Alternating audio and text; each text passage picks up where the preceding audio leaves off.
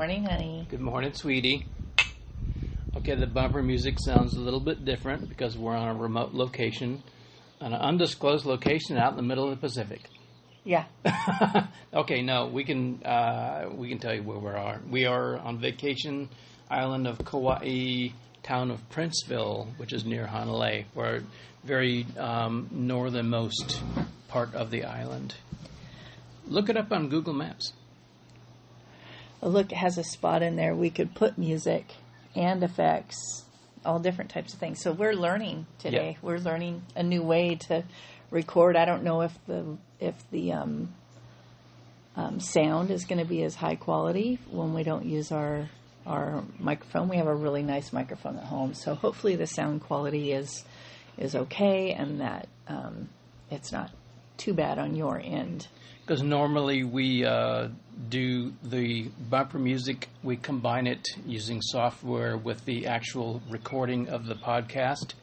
And we have a microphone, we have a laptop, and we're normally sitting around our dining room table at home. With dogs. With dogs, and yeah. Cats. Okay, and cats. And we don't have any dogs and cats with us. But lots of birds. We have crap tons of birds, all kinds of tropical noises, chickens and everything else, and nene geese, and all kinds of fun stuff. Yeah. But anyway, good morning, sweetie. Good morning, honey. Did we already do this? Yeah. We already clinked the coffee We'll do cups. it again. It's Yeah. worthy of 2 clinks. Yeah. And it's not Sunday, as you probably know. Yep. We're on vacation, so it's Tuesday. Yep. And 8:43 in the morning, and we're just enjoying vacation. The topic of today's conversation or today's podcast is self-care, and part of self-care is relaxation time, taking a vacation, getting away from your normal, everyday routine, breaking it But up. still doing self-care. Like yesterday, we went down to the gym, we pushed some weights around for about 30 minutes, and then we came back up here, had some brunch, and put on our swimsuits, and then read down by the pool. Didn't get our steps in yesterday, but we did get some pushing of weights around, and I was still able, I meditate in the mornings and have 10 minutes of finding that peace inside my mind. Sometimes that moves itself over to just look at the texture in my mind, what's going on inside my mind, because I've had some mishaps in our travels here. One of them being I brought a tablet, not to do work so much, but to respond to some of the responsibilities of being a coordinator at the college, and sometimes that means while I'm off contract I have to approve certain forms or whatnot, and my tablet won't open. And it's like the chicken before the egg. It won't open because I don't have Wi-Fi, and because I don't have Wi-Fi it won't recognize my passcode. So I feel like that's a godsend. Well, Somebody yeah. telling me not to work while I'm here. I guess that's a flaw in the Apple operating system. Yeah. I think Androids you can still open it with a password or passcode, and irrespective of whether you have Wi-Fi or not. Some of the things we do before we go on vacation is, and we've had time to practice this, but I think it's important to share, is we have packing lists. And that helps in us preparing for vacation. We print that packing list out, and then while we're away, sometimes we'll adjust that packing list to, we change it up every time we go on a trip, but it eliminates some of the stressors that can come with getting ready to go on a 3-week vacation. 3 weeks is a long time. Yeah, it eliminates or reduces the amount of things you say, oh crap, I left that behind. And we still do it. Right, or I didn't really need to bring this. I didn't use it. So next year you don't bring it. And Every then time. Yeah. and then the stuff that you forgot or think, wow, would it be great to have that, you add it to the list. And the list has evolved over the past 12 years. We've gotten better at it. Where of course we both have 48-pound suitcases with us. But well, a lot of that is like snorkel gear, beach, the beach tent, and a beach blanket, and I didn't pack a lot of clothing, mostly swimsuits and shorts to be comfortable in, and a dress in case we go somewhere. That's it, really. We try to keep it really simple. If you complicate it and you end up with several suitcases, you're going to, if you can afford it, do it. But you also have to maintain that. What's nice is they have a washer and dryer here. So the day before we leave, we do all the laundry and pack clean clothes, and we're able to go home with clean clothes, and we put them right away. Like systems in place really help with good management of our marriage too, because sometimes getting ready for a trip can cause stress because you're stressing on the vacation, and that shouldn't be happening. Right. What's the 4 P's, the 5 P's? Prior planning prevents piss poor performance. That's 6 P's. Yeah. So hence, we're both list makers anyway. I think we've mentioned that before, but we're both list makers. We also made a list of things we like to eat. First thing we do when we get off the airplane, we pick up the rental car. In this case, we are renting it from somebody we already know. It's a private individual on the island and not through a large corporation, so the money stays local. But we've managed to foster that relationship over the past few years. So we know each other, we can text each other, and that helps a lot. It saves money and keeps the money local on the island. And back to that story, as soon as we get off the airplane, we get the car, we head straight to Costco. And we have a list of things that we want to get, because Costco is probably one of the least expensive places on the island to buy stuff. We have a full kitchen here. We have access to a barbecue, so we do all our own cooking. We may go out, 2 or 3 times, maybe. If even that, once or twice. Usually it's one breakfast. Usually it's at Shaka Burger, which we already did when we got off the plane. Yeah, that's a food truck. And Brennicke's down in Poipu. That's usually our 3 places we go to while we're here, because it's expensive. And not only that, we've been here and got food poisoning before, and you don't want food poisoning in the middle of a vacation. No. I just read online where someone on her first hike here on the island, she rolled and broke her ankle in 2 places immediately after getting on the island. I mean, that's horrible. I feel bad for her. But again, we do a lot of planning. We make these lists. We prepare. We cook our own food. We try to really just vacation. We eat the same food. We don't buy anything unusual or exotic. We eat the same thing here as we do at home. We have a pretty good idea of what we eat. It's protein. It's somewhat paleo. It's pretty low carb, to think of it that way. Mostly whole foods. Avoid processed foods as much as possible, unless you think peanut butter is a processed food. Technically, it is, but it has stuff that you can read. It has peanuts and salt, and that's it. That's it. I always look at the ingredients. We did buy 2 things of junk food. We bought chips with dip, and I bought those dark chocolate covered berries. They're kind of blueberries. If they're a fake berry, they're not a real berry. Right, and so it caused me issues almost immediately, so I had to quit eating them. That'll learn you. Yeah, because it caused inflammation. But self-care is that daily what you choose to do in the moment. And I try to really think about that. And every time I come to this island, I have reflection. I have time to really think about what have I been doing that's working, what have I been doing that's not working. And something that came up for me this morning after my first 10 minutes of really quieting my mind was I still have that dieter's mindset where I'm expecting these huge results super fast and I'm impatient.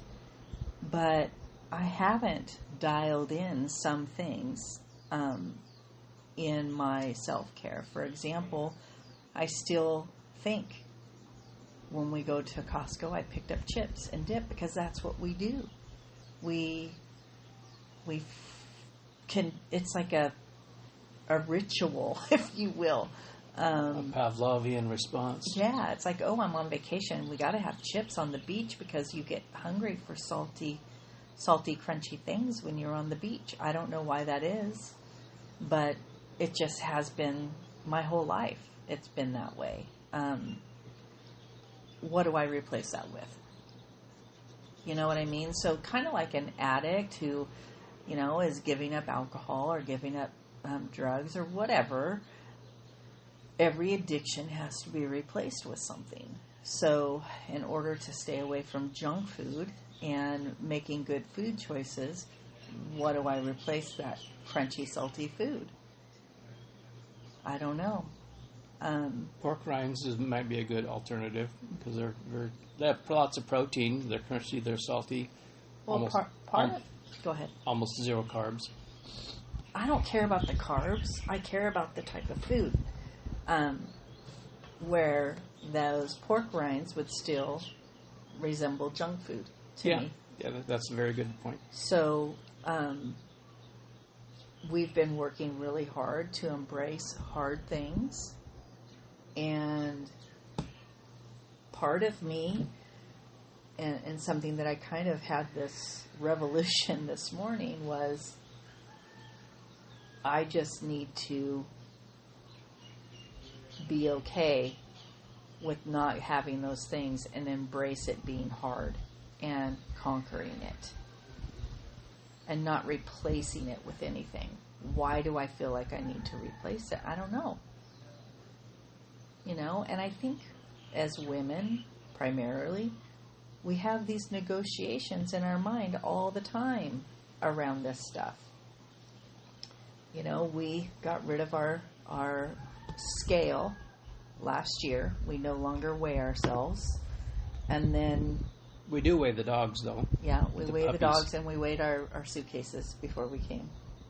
So they weren't over 50 pounds, because then they charge you an arm and a leg if you're a tad bit over 50 pounds. But I'm just thinking about good self-care isn't how necessarily you look when you look in the mirror. It's how you feel. And I feel stronger. This last year, coming up in June, it will be, this month, at the end of the month is when I joined DMSC, which is Diligent Mind Self-Care. And I'm kind of thinking about and reflecting on what has changed for me. A lot. I am stronger. I can go up and down those stairs. I feel stronger when I do so. I feel like I don't self-deprecate as I used to. We also did a hike yesterday. Yes. We went down to Turtle Cave. There weren't any turtles in it, but the hike down there was more of a climb than a hike down and up. It's basically down a cliff face, and you have a rope to hang on to. It's a little bit slippery, but the thing is, you conquered it. I did. Last year, you would not even wanted to attempt it. I would have described it to you, and you said, no way, I'm not doing that. But this time, I described it to you, and you said, yeah, okay, we'll do that. And we did it. That's a mindset shift. Yeah. Well, also, not only the mental, but the physical as well. Right. Right. I had confidence in doing it. Yeah. So, high five yourself. High five. There you go. I think that has been the biggest change for me, is my mindset. Not, like when I look in the mirror now, I don't focus on what I see as wrong. I just look at myself differently. I can't explain it. It's something that has shifted for me, and I'm so happy that it did. I do have work to do. I'm not saying that. I still have work to do on my mindset, and I have some work to do physically to get I look forward to, wow, if this has happened in 1 year, I'm stronger, my mindset's better. What's going to happen in the next year? Or the next 5 years. Or the next 5 years. If I continue working on not ruminating on things, letting things roll off, catching myself when I start complaining. The hard part, too, is I recognize it in others when I see them ruminating or them self-deprecating or them complaining. I hear it and I'm like, oh, that's that. And then I try to catch myself at those things and say, okay, how is that helping me? How is that, is it going to solve the problem? And how are those thoughts serving me? That's the biggest thing. But that self-care is mostly mindset work that has really helped me. You pointed out something yesterday that kind of brought my attention to something about myself. We had a stuck zipper or something like that, and I'm struggling with the damn thing, and I'm going, oh, come on! You said that's complaining. I did. That's complaining. I said, well, I never really would have thought to put that in the category of complaining. Maybe I will say, okay, come on. Yeah, and it's not even that. It's catching it yourself going, because complaining is not what you say out loud. It's what you're saying inside your head. Complaining is not always an outward thought. Complaining is how you're thinking of it, because I've been catching myself a lot. Because I do complain. I didn't realize how much of a complainer I was. Like, are you kidding me? That. That's probably what I said. Are you kidding me? Yeah, that is complaining. That's your mind going there. When you catch it, you go, okay, how's that helping me? That's going to make me more frustrated. What could I say differently? Then what I've been practicing is I focus on the mundane task. I'm working on this right now. I'm going to get this zipper open. I'm not going to complain about it. It doesn't serve me. That doesn't help me. That takes peace away from the organ between my ears. You know what I mean? And I like you correctly pointed out that you didn't say it in so many words, but you pointed out that I was allowing myself to become frustrated by an inanimate object. Mm-hmm. It was within my control. It is. Working on this zipper was within my control. How it behaved, maybe not so much, but behavior is an inanimate thing and not an inanimate thing. Well, that's a philosophical discussion. You could split hairs with that. But should I allow myself to become frustrated with a stuck zipper? That's just a symptom. It can be your car breaking down or your shoe not fitting or sitting on hold. Anything like that. Right. And you're allowing yourself to become irritated by it. Some of the things will be within your control and some of them are not. I think we covered that in a podcast or two ago about being able to separate those things, the stress from the stressors, things that you can control, things you cannot control.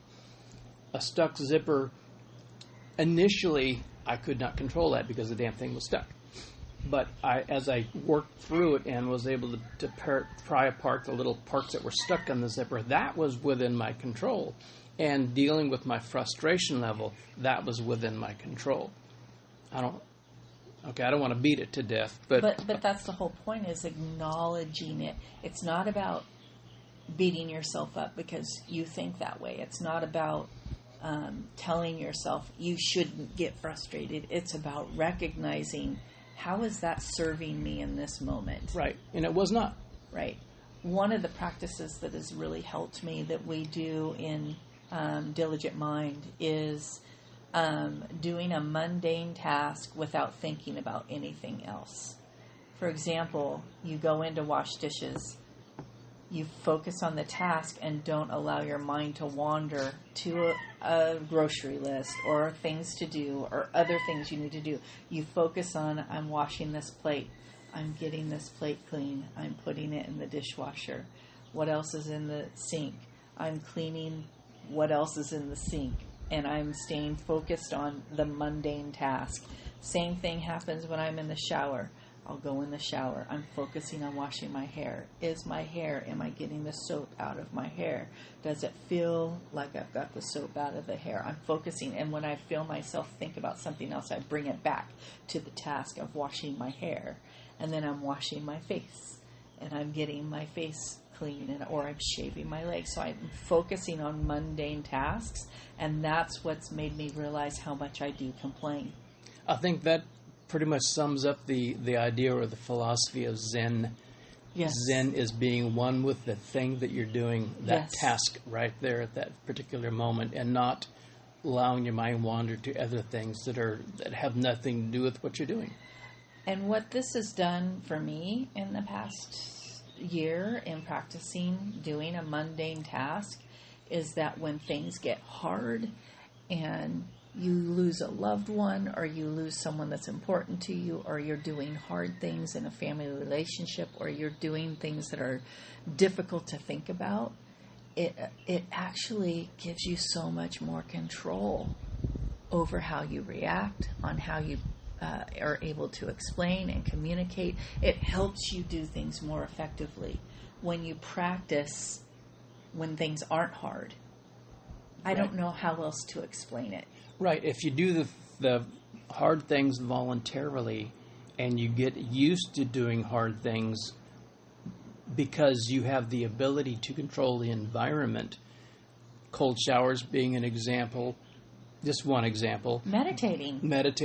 And then when the shit hits the fan and things really do get tough, you're used to it. You have a certain amount of callus built around you saying, okay, I'm used to doing hard things. Here's the hard things. I'm going to be able to handle it. You have the tool. Right. You have the tool. You don't spin out of control and become useless. And it's crazy because it naturally just clicks in. And you don't realize it till after that hard thing passed. And you look at it and you go, wow, I handled that so much better than I used to. And it could be simple things like kids crying or feeding the dogs. Feeding the dog. Because the dogs don't always behave when you feed them, especially puppies. They're all over the place. Yeah. And you try to get the routine going. Yep. And when they act out and they do natural, brainstem behavior that dogs can get into, right. You don't overreact and snap at them, and et cetera, et cetera. And you're able to maintain calmness and equanimity. Look that word up. Equanimity and being able to stay focused at the task at hand. Because you've already done it before. You've practiced it, and now you're good at it. Right. And this self-care practice is about going after life and conquering awesome. Being able to live a life that you can go to bed at night and go, today was a good day.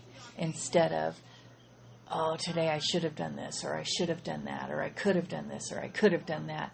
And it's actually moving towards, pretty proud about going on that hike yesterday. Yeah, bedtime awesome instead of bedtime regrets. Yeah, and I actually, I did have a little bit of regret about not getting all my steps in. But I was pretty proud of myself being able to do that hike yesterday. I only ended up with, close to 4,000 steps yesterday, which is okay for vacation. But my goal is to get to 10,000 steps, and that's my new focus. 10,000 steps and no junk food. I need to dial those two things in, and I think that's going to make me stronger. It's also going to make me feel like I'm conquering things more specifically. And it's not that I will not eat junk food, because I will. The goal is to not care about junk food, to not care about having a sugary treat or a salty, crunchy thing when you're at the beach. Salty, crunchy thing. It's hard. And, that doesn't mean I'm not going to do it, because life circumstances, we all make that decision in the moment. And it's that my goal is to become uncaring about those things, so I can walk by it in the grocery store and not even care. Kind of like when I walk by all the men's products, the men's shampoo, the men's deodorant, the men's stuff. I don't care about those things. I have no rhyme or reason to care about those things. Or whenever I walk by the feminine hygiene aisle, Right. I don't care about any of that stuff. Right. It has no interest to me whatsoever. Because how creepy would it be if I was suddenly interested in that sort of stuff, and I didn't have a teenage daughter or an ovulating wife who sent me in there to get that stuff. Right. And if I was looking for that, it'd be very specific. I would have written down Right. exactly what I was looking for. Right. I wouldn't be perusing and scratching my head and say, But one of the things that I'd like to do in my lifetime is to be able to walk past the chip aisle and not care, to walk by the bakery aisle. I'm getting good at that one. Mm-hmm. That one I am mastering. I only eat bakery products when it's homemade and when it's traditionally something we do. So I do partake in those things because that's going to happen. But sometimes, like at Costco, last week I walked by those chocolate things walking over. You had run to the restroom and I was walking. I had my list in hand. And I saw these dark chocolate, and I negotiated. And the reason I negotiated, because dark chocolate's good for you. And it was like, I didn't even recognize it. We got all the way out to the car. We got all the way back to the resort. And I'm like, but dark chocolate's good for you. And I negotiated in my mind why I got those. And then something happened. I had 5 or 6 little pieces of it on day 1. The next day, I had 5 or 6 pieces of it, and maybe another 5 or 6 pieces at night. On day 3, which was Sunday, I had more. And by Sunday night, I had inflammation. I hurt in my joints all night Sunday. And I woke up and I told you about it. I said, something's causing inflammation. I don't know if it's the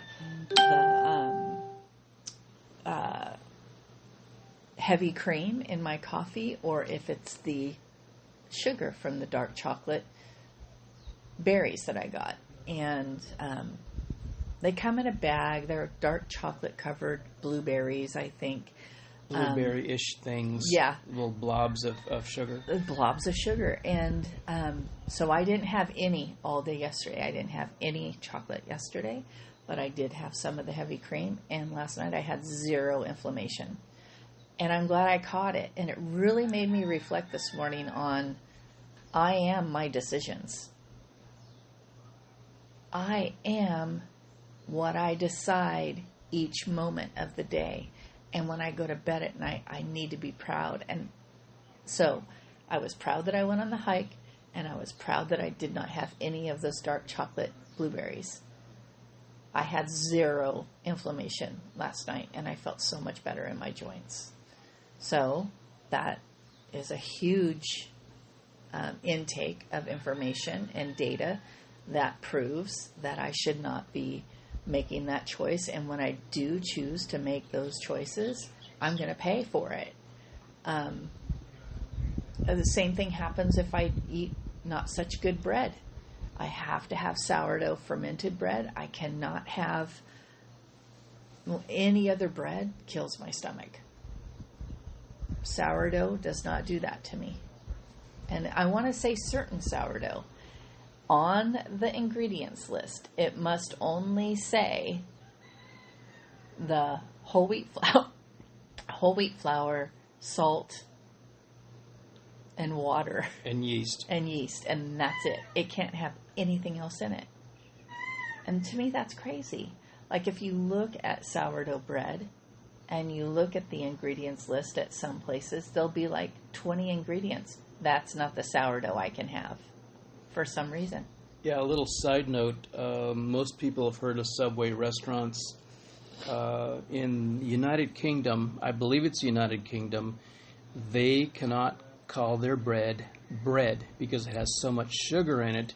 They have to call it something else. I would have to research what they call it because it's closer to cake than it is bread. Right, it's sugar. There's so much sugar in it. It's not traditional what you would bake at home bread or even get at the grocery store because it has so much sugar in it. Right. So, okay, end of that side note. Right. But yeah, so the goal in our self-care is, number one, each day is a decision. 2, we plan, we make lists, and we try to prevent having big stressors when we go on our vacations. And 3, going to bed at night and just being really proud of the decisions you make to take good care of you. We've been going to bed, what, about 9 o'clock? It took us a couple of days to get used to the jet lag, the 3-hour time difference Yeah. from California to Hawaii. So, if for example, if it's 9 o'clock in California, it's 6 o'clock in Hawaii, 3-hour time difference. Right. So we're going to bed. Our bodies there at midnight, but it's actually 9 o'clock here, Yeah. and we are done. We are ready for bed. Oh my gosh, I'm tired. I'm going to bed. And I usually, the first 3 nights or mornings, I was up at 4:30, 5 o'clock, laying there wide awake. So I got up and did my meditation, made some coffee, waited for you to get up. You acclimate much quicker than I do. I take a while. Well, I did it when I was in the Air Force. It was. Well, my technique then is different than it is now. My technique then was drink heavily, go to bed, and then wake up and get out of bed when the sun comes up. Yeah. But I don't drink heavily anymore. So go to bed when it gets dark, irrespective of what time it is, Right. and then wake up when it's first light out. Right. But That's also a good way for your circadian rhythm, is to, when the sun comes out, go out and be in the sun first thing in the morning. Mm-hmm. And when the sun goes down, go watch the sunset, and your circadian rhythm can switch quicker. It took about 2 or 3 days, and I'm pretty much in. I'm 9 to 6 now. The last couple mornings I've been waking up at 6. So I think we can probably stick with that. We don't want to extend it, staying up till No. 11 o'clock at night, and then when we get home, it's oh again, God, no. the jet lag is all screwed up again. We went down to the gym, and here it was like 10:30, and at home that's 1:30, and that's like 5 hours later than normal for Yeah. us to work out. So going back's going to be a little tough. And the gym here at the resort is rather limited, but at least we were able to move some weights around. And I'm sore. Are you a little sore? No, I'm. Their max weight on the leg press. It's basically a seated leg press. You sit and you sit on this inclined seat that's tilted back, and you push your feet on this plate, and you push it away from you. It's a seated leg press. And my warm up weight is 200 pounds back home, and this thing only goes up to 170. I know. So it wasn't even my warm up weight. So I increased the amount of reps I did. One thing you can do instead of doing those is squats. Well, I did that. I did the one-legged squat where my one foot is propped up behind me, in about a foot above the normal plane of the floor. It's propped up about a foot. It's behind me, and I lunge forward on the leg that's on the floor. And the first couple times I did it, it didn't do anything for me, so I grabbed a 25-pound kettlebell and held that. And I did 3 reps of 15 each leg. I alternated legs. Yeah. And I did what we call supersets. I did that for a set, and then I went and did the leg press for a set, and then I'm trying to think what was the other thing. It was the leg lift. Oh yeah, the leg lift. Yeah. Where you hook your front of your ankles underneath this bar, and then you straighten your legs out, and you do that with weight, and it strengthens your quads up front. Right. But then I'd go back to the leg press, and I'd go back to the what do you call them, the prop leg lunges. Mm-hmm. There's a name for it. I don't remember what it is. But I did that, and I'd alternate through those things. And then Wednesday, because you did arm day yesterday on Monday. Yeah. And then on Wednesday, I'll do arm day, and you'll do leg day. That's right. That way we're not bumping into each other. And mine will be squats with a 25-pound kettlebell. And it will be Romanian deadlifts with a 25-pound, if not more, kettlebell. And then probably some of those leg lifts. But we'll see. We'll see how that. I'll look at my list from Jason Saib and see. Yeah, they have hand weights, but they don't have a bar with weights.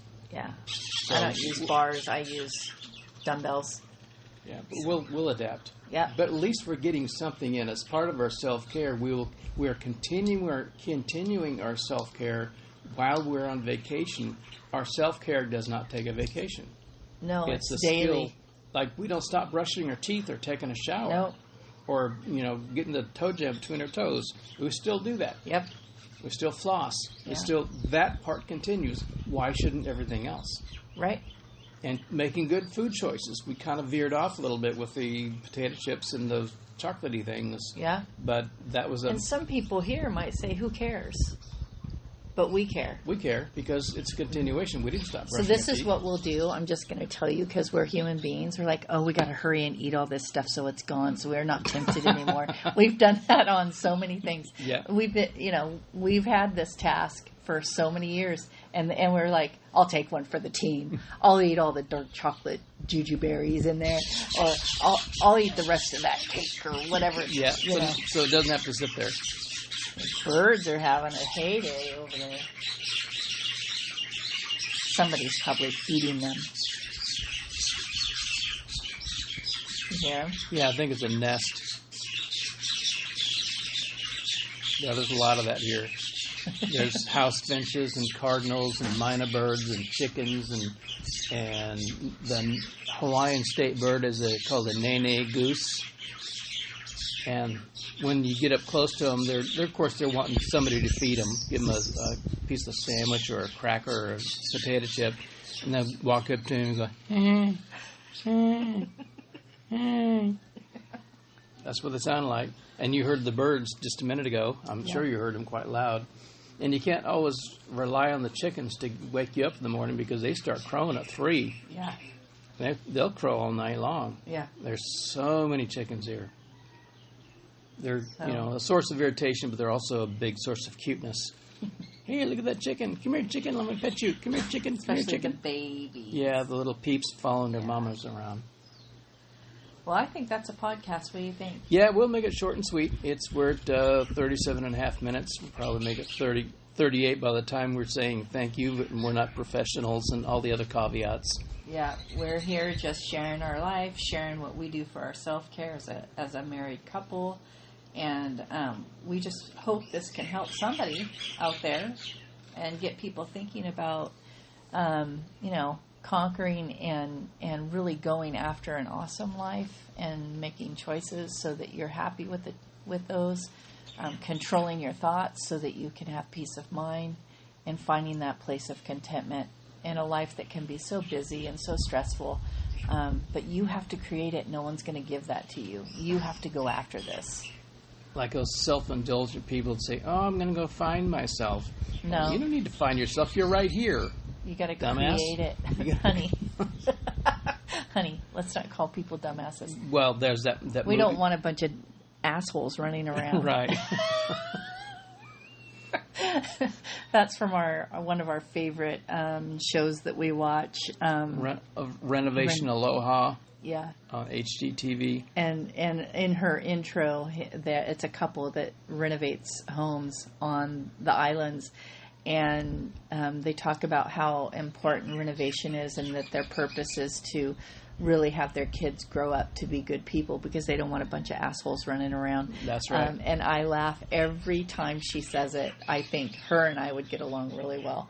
But with that being said, honey, I want to have a great day with you today. All right. Love you, sweetie. I love you too. Thanks for listening, boys and girls. Take care. Bye.